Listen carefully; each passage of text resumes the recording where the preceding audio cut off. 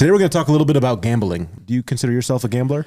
I've definitely gambled for a long time. You got to remember it's entertainment, and you got to treat it as though you wouldn't go out and say, hey, let's go out tonight and spend half of our money that we have access to. Let's blow rent on going out. Welcome to 30 Minute You, the university launched for you, where your co-hosts go over real-world topics through a live mentorship podcast so you can walk away with the skills you need to succeed in your field in only 30 minutes. My name is Meer, one of the co-hosts, and I host one of the world's top mentorship platforms, where I interview people like the mayor of Miami, the founder of Reebok, and the former CEO of Chipotle to provide you real-life mentorship in your pocket. And my name is Carmen. Over the last 10 years, I've launched over 70 companies spanning in industries like hospitality, real estate, retail, and cannabis. With hundreds of employees, I am an investor, lawyer, and educator. And we hope you enjoyed listening to this show as much as we enjoyed recording it. We'll see you inside the classroom. How's it going, everybody? Welcome back to The More We Know. This is 30 Minute You with Carmen and Meer. 30 Minute You is a university designed for you to provide you real-life mentorship in your pocket every other Tuesday. Carmen and I are bringing you the gems to provide you that mentorship. Whether you're on the way to work, whether you're at school, whether you're at the club, wherever you are, tune into 30 Minute You. Literally, you have no excuse. It's only in 30 minutes. If you look at Carmen and myself, we are rocking Sur Les Lacs here. You can go get your own Sur Les Lacs merch on surleslac.com. The descriptions are in the link below.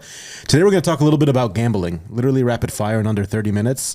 Just to give you guys a quick statistic, the U.S. set the gambling record in 2022 with more than $54.9 billion in revenue. That is an obscene amount of revenue for an industry that hasn't even been legalized effectively in all 50 states yet. Let's kick it off. 30 Minute You, Carmen and Meer. Carmen, do you consider yourself a gambler?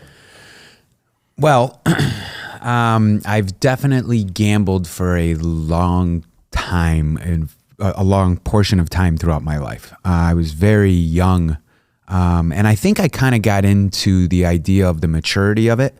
I liked hanging out with, older people who, and, gambling kind of got you a seat at the table. So learning cards or, playing alley craps or, dice, stuff like that. And then sports, it's a conversation and a universal language at every table.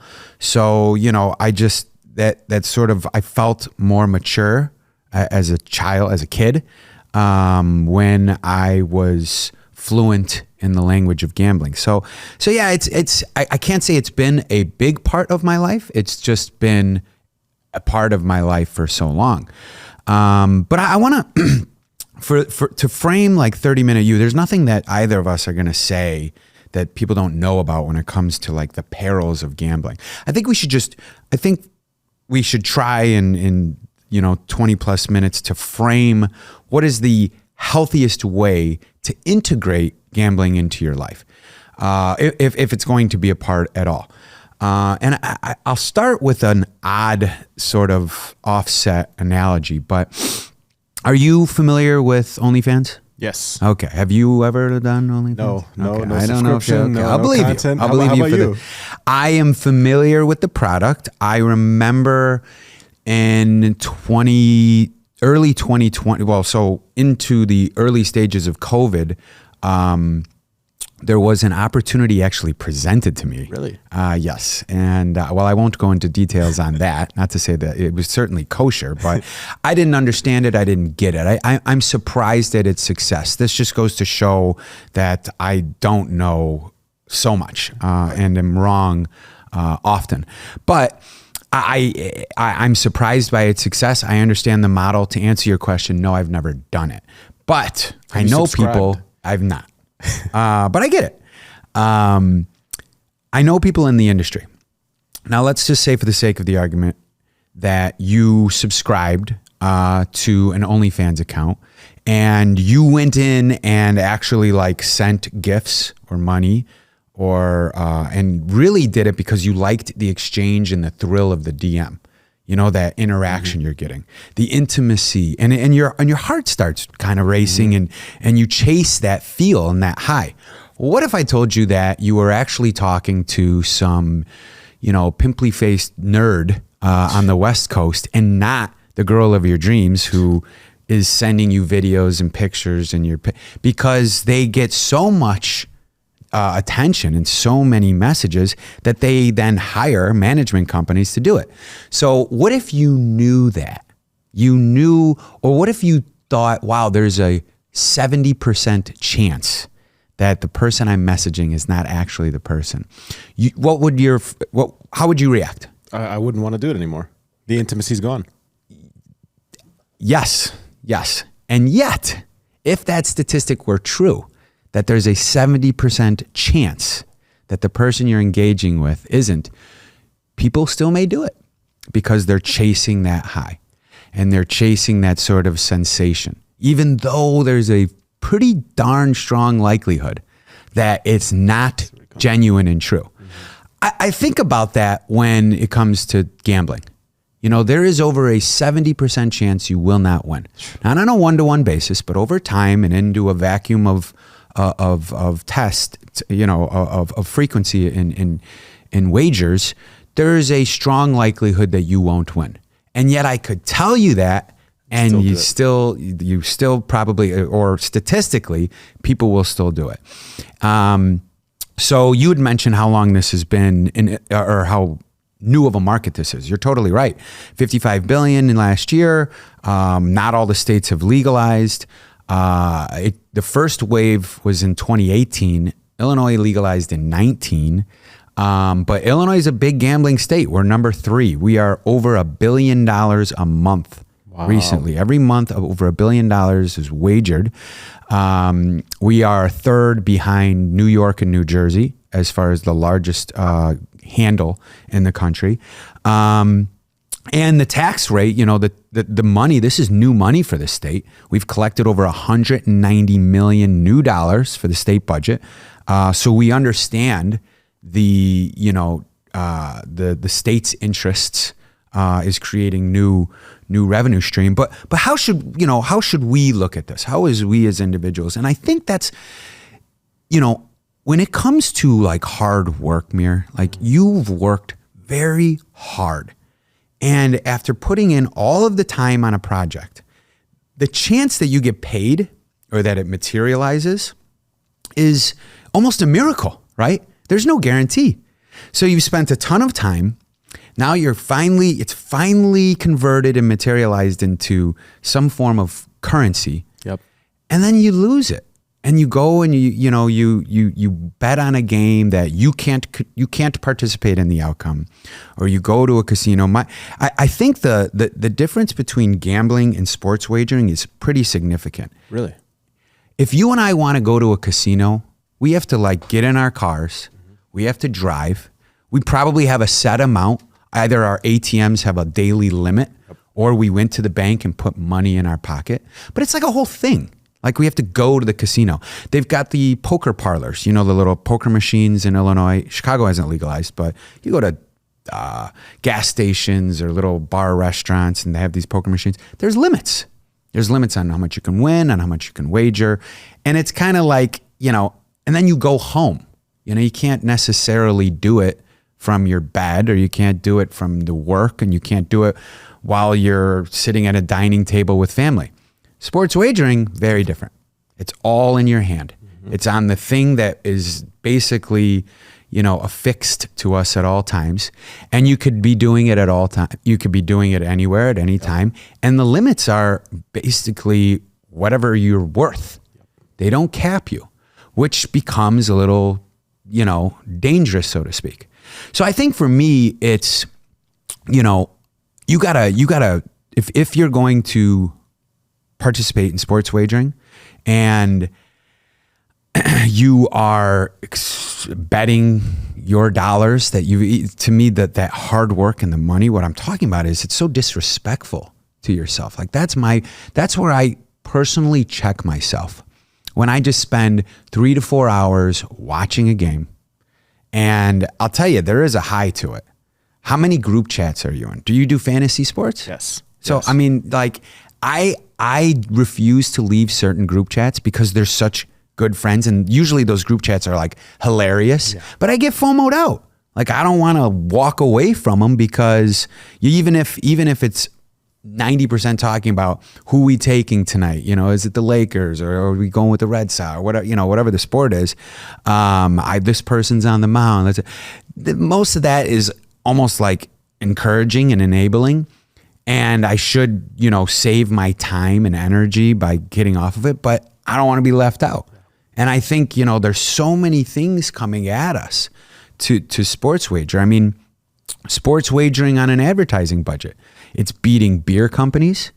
Tune into Super Bowl ads, commercials, look at the stats, go on billboards driving. There's just so much attention to gaming. And that's the other sort of like, wait a minute, let's go back to the, what if I told you have a 70% chance of failing? Now let's see why. Because me and you could say, you know, man, we love college basketball. You know everybody on DePaul. You have a personal relationship to the program. This person was in high school. I watched them do, you know, like, oh, this matchup is great. And you convince yourself, and if we're talking over a pint, you're convincing me that you're an expert. Yeah. So you're like, man, well, you know, they're laying 6 to Providence. We're going to beat them by 15, you know, something like that. You're not better than the experts, right? Yeah. The casino, those companies, they've got you by a million.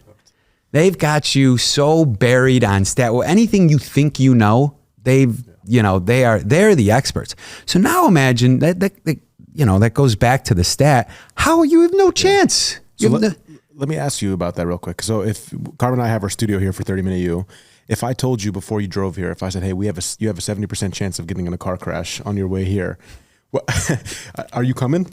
I would probably Uber. I'm not going to drive my car. But that's my point. And the point I'm making is right now, Carmen and I, it's not like we're making millions of dollars from this.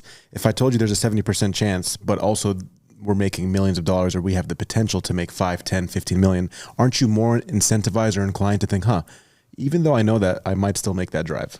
So that's what you're trying to say. That is a fundamental distinction of right now. If you're listening to this podcast, put it on pause and just ask yourself, almost say the words out loud, whether you bet on sports, and is it for entertainment or is it for out of habit? Mm-hmm.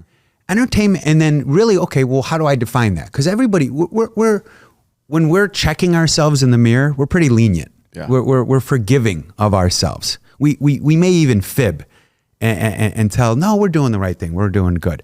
But okay, then what is the percentage? Like, let's define entertainment versus forming a habit by dollars. You know, if you're betting $100, okay, let's just say, okay, if you're back on play, press pause again and say, what was the last bet that you made on a sports game? And if it's $100, then just pull up your Chase or B of A, you know, account. And what is $100 in proportion to your checking account? And if it's a double digit percentage, we've left entertainment and now you're trying to make money, yes. Right? So if you and I are going to that DePaul Providence game because you know, and you've got good tickets, 4th row right behind the bench, and we're having fun, okay, let's throw $25, $50 on the game. And if we win, beer's on you, you know, afterwards. That sounds like entertainment. If you're saying, Carmen, I know this sophomore, I know that, let's put $20,000 on this game. You know, now we're trying to make money. Now we're trying to beat the experts. We're looking for an edge. Now the stakes have wildly changed. And forget 20,000. Let's say it's just some proportion, a significant double-digit percentage of what our I don't want to say net worth, but what your sort of available cash flow is. You know, your balance sheet. So I think that to be healthy, you know, instead of eating fast food, we eat fruit. Instead of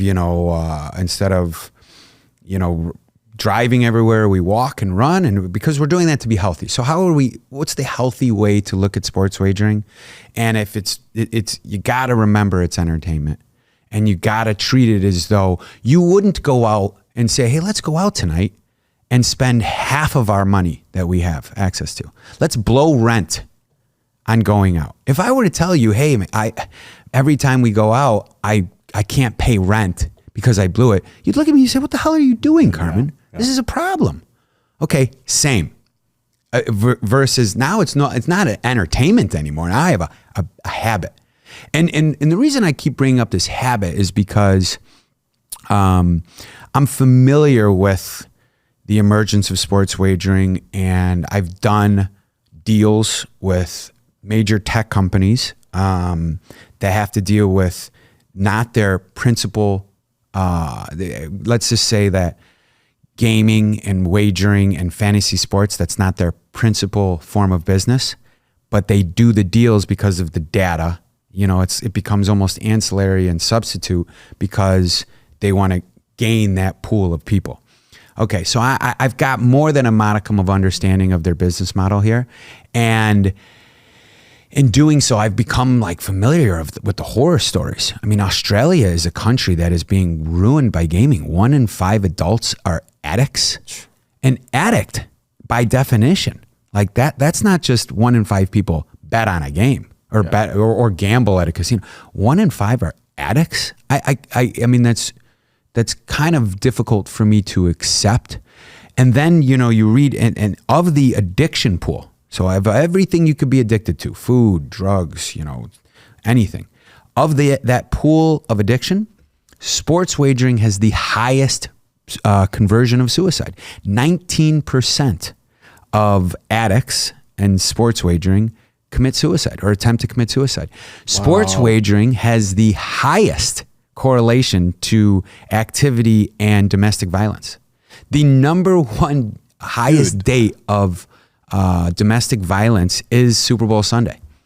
And that's like the highest, you know, like the highest data of reported domestic violence comes around the Super Bowl.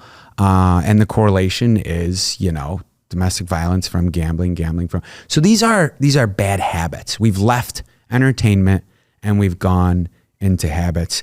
And I just think that in this format, when we're doing, you know, when we're talking, it's got to be some sort of like, listen, this is everywhere. Whether you do it or not, you see it. You see sports wagering. You see, you know, the talk shows are talking about the spread. I mean, none of this is new. Everybody knows that. But it's sort of like, okay, I want to participate. I want it to be, what's the healthiest way to look at this? And I think between the two, if this is entertainment and leaving it just is, it's curious. The odds are against you. You're going up against experts that you can't compete with. It'd be me playing chess against a world chess master. I'm not going to beat them. No, it's not, you know, I can't do a couple of extra hours of studying to gain the edge. So, you know, I'm curious, do you think that particularly the Gen Z, you know, grouping is more likely to sports wager, or do you think that they don't, you know, they don't think of it as flashy, or what are your, I don't know the stats. Yeah. So I without stats, just from being a Gen Z and being around tons of Gen Zs all day in Chicago, you hit on a point that is so key, which is the mobile phone. So you pull this out. So if you and I want to go to Rivers right now, we still have to drive there, right? Like, but if I pull out this phone, I can literally go make a bet right now. The dangerous part is I can go make a $5 bet or a $500 bet or a $50,000 bet. The access is there. Gen Zs are all about access. We're all on the mobile phone. So everyone has, you know, if I go and sit with a group of 10, I can't quantify it, but at least half of us have the FanDuel app, or half of us have the DraftKings app, or whatever it is in Illinois, Point Sports Bets, whatever the heck it is. So we have made it a common thing, and it's become a common conversation amongst the social circle where if you aren't doing it, you're almost sort of like left out. You have to talk about it. Did you see the spread on the Nuggets game? People are already making bets for, you know, who's going to win the NBA Finals next year. Is it going to be Phoenix? What is going to happen? Now you can make bets in free agency. Is Damian Lillard going to go to Miami or not? There's so many ways you can gamble now. It's sort of crazy. And so if you're not doing it, you're almost left out in the community. what I've been thinking about the whole time, and I hope if you're listening, I would pause it again and take Carmen's points. The biggest thing is, when do you go from healthy gambling to toxic gambling and you're actually detrimenting your life? And I was just thinking about it. If you and I are going to a Bulls game and we're betting a couple $100 or whatever it is relative to our income, if I leave that Bulls game, win or lose, and I'm happy, that I consider healthy. Mm-hmm. Like, we're playing around. You're gonna get dinner tonight. If you win, I'll get it. If I win, blah blah blah. If I leave and I'm angry at the Bulls, if I'm angry at you for being there with you, like if I just get this toxic behavior, it goes back to even domestic, which you can see. That's when it starts leaving it. I think in my generation, I can't say that it's come to a point of like violence and anger, but I definitely see, without naming names, I've seen friends go through depression, anxiety, suicide thoughts, just because if you're making $40,000 a year and all of a sudden you had one parlay where you put 4 or 5,000, it's not only the visual of losing the 4,000, it's the fact that you saw your 4,000 could have made you 140,000. Well, that's just it. That's what I'm worried about with the young. I mean, obviously the stats on younger men gambling on sport is a large proportion, but it's such a big, you're in the early stages of your career and money-making years, and you're taking a large proportion of it and just throwing it out the window. And the reason is, but that's what it's that idea and that chase. I could make this. And it's easy money. And I that to me is not a concept I've ever gotten my head around. I just don't believe in easy money. And when something's too good to be true, I'm like, I could become twice the skeptic. So, it goes back to, that sort of OnlyFans. You'd be disappointed in yourself. So that to me is the takeaway today. It's check yourself. If I told you the story and I describe somebody, you might say, boy, I'd be really disappointed in myself if that were me. If I had a miserable time hanging out with my friend because I lost money, or if I missed my rent payment. If I were to describe that to anyone who's listening, they'd be like, nah, I don't want to be that. That's not desirous. And so, and if that's you, if you're doing that, I think you just kind of have to create some internal sort of rules and say, this is my limit. This is how often I'm doing it. I have so many friends who bet every single day. So you're putting yourself in a position where you have to beat the expert every single day. Like, if I were to take that set of facts and apply it to any other industry, you'd say that's not possible. How is you going to beat the expert every single day? And yet in your mind, you've convinced yourself that it's possible because you're doing it, and it's just the amount of time you're spending watching, and it's the emotional roller coaster. There's some really cool stories. I mean, listen, I could chase certain stories and remember a moment in time that is just so much fun. I just, that sort of check on ourselves has to be present, like almost every day. Yeah. What do you think on the casinos roles, or the I shouldn't say casinos, but the sports betting companies? They give you free bets. They're if you haven't opened up their app in a while, they're sending you promos. If you've lost money, they may get you back with you lost $50. We just put $50 in your account. That's just to keep getting you in. So I mean, like, the odds are so stacked against you. And I bet you a lot of people just don't have those rules. Yeah. Like, I have a rule. I don't like to eat after 8 p.m. because it's hard to metabolize after that. It's like a rule. It's a little simple. I think in this, you got to have rules. Like in any sort of thing, you got to have some rules. So I think rule-based system applies anywhere. You can even relate it to the stock market. There's so many people that are actually very profitable within investing and within trading, but they have a rule-based approach. The problem is when people break the rules. So if your rule is, hey, I'm going to put $50 every Wednesday when the Bulls play, or every Tuesday when whatever, those rules, if you stick to your rules, generally you're going to be fine. It's when you break out of your rules that you don't do good. Like if I have my fitness discipline and I mess it up, what I find interesting is people don't break the rules at work. If you have so many employees, if you have an employee that knows they have to be there from 6 to 1, and they come at 8, they're not going to be there long. Like, they're not following the rules of what you've enacted as their manager, as the owner, to say, hey, be there from 6 to 1. They're going to follow that. So for me, I mean, if you're the sports business, it's so interesting. One of my friends went to his FanDuel losses the other day, and it said 248,000. Like, FanDuel will show you your total wager and then the loss. Oh, wow. I'm surprised they published that. Yeah. So if you because everybody's got to be a loser. Yeah. So yeah, exactly. So, but if you go on the FanDuel app, you can see your losses, like a P&L. Yeah. You can go on the app. So he told me every quarter FanDuel invites them. So that he'll go to he went to the White Sox opening a few months ago, like the spring training and back in March. So FanDuel will invite, and then he was talking about, he's like, oh shit, I'm sitting around a bunch of like losers, like all of us that lost. So they'll give you these box seats. They'll entice you for all this stuff because they want you to come back. They want you on it. And if you're the business, can you really blame them if they're just, you know? Oh, I don't blame them. Yeah. I mean, you know, if their lobbyists can win over regulators and allow for the expanse, listen, if that's your business, they're the experts. Yeah. They're good at it. Yeah. I am a lifetime loser in gambling. In that part, I realized it in law school. I was spending, you know, time studying all day, then you get home and you're watching, and you're not in. You know, I had some side companies, but you know, you're not really working every day, so the money you have is limited and budgeted, and it put into perspective, you know, really like how vulnerable and I am, but and the loss of time and money. And the fact that I've probably gambled over 20 years is, I mean, you know, and am a lifetime loser. You know, to understand that, it brings me into some sense of reality. And I can't imagine having to care about sport and outcomes every day. Yeah. And still be successful doing anything else. Right. So I've had some, the highs are cool. Yeah.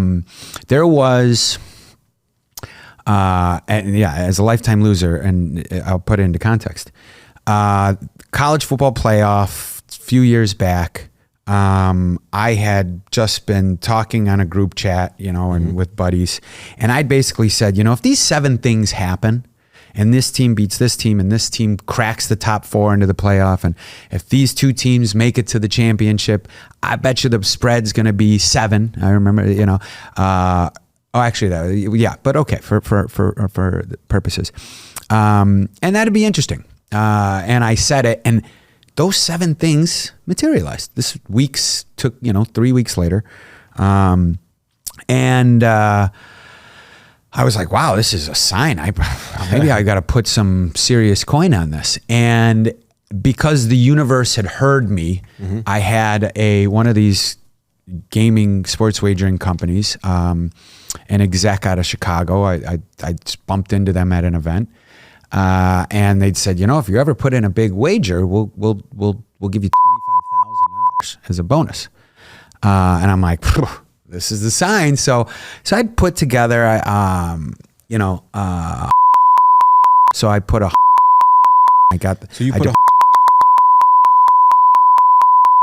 put it all on one side. And what'd you bet on?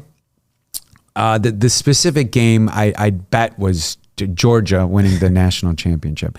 And I went with 2 loser buddies that I have that are always, that are hilarious, but we're always on text chats. And I'm like, hey, let's go and we went to a dive bar, with a blue plate special. And I mean, every second, every play, every pass, it was just magnified.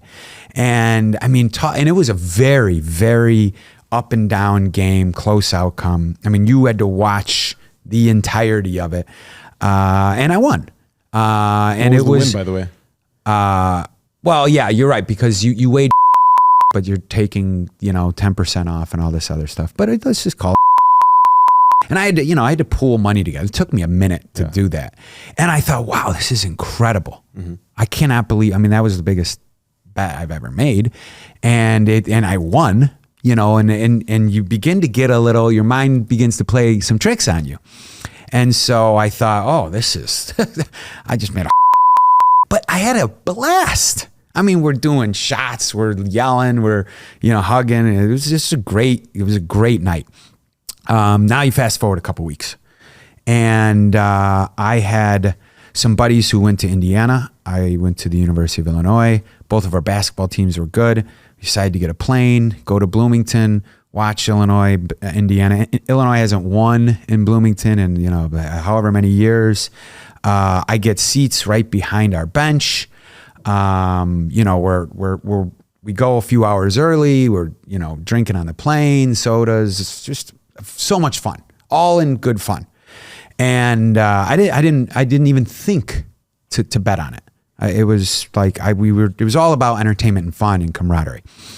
So after the game, Illinois wins. Mm-hmm. Somehow, when they're running off the court, coach grabs me. I'm in the locker room. I give some Van Wilder speech. God knows what I even say. Right. I mean, just from the high of the game, plus 1,000 cocktails, everything else. But it was just a magical moment. Like I wish I could relive that entire day. Right. So now after the game, plane doesn't have to leave for a few hours. We go to a bar. It was called Kilroy's, I believe.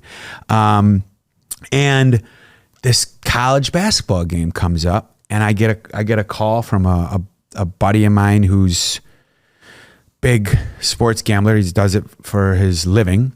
And he tells me, "Hey, you should look at this game. Did you see this game?" And I'm on cloud nine. I'm looking at the game, and then I start looking at it, and it hits a couple of the public is all betting. It was Notre Dame versus Clemson.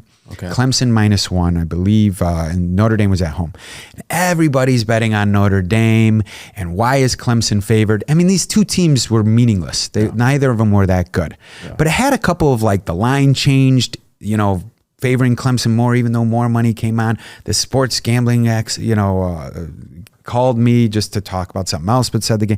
And I just start doing this, and I say that Clemson's going to win. And I end up making these phone calls and calling some buddies.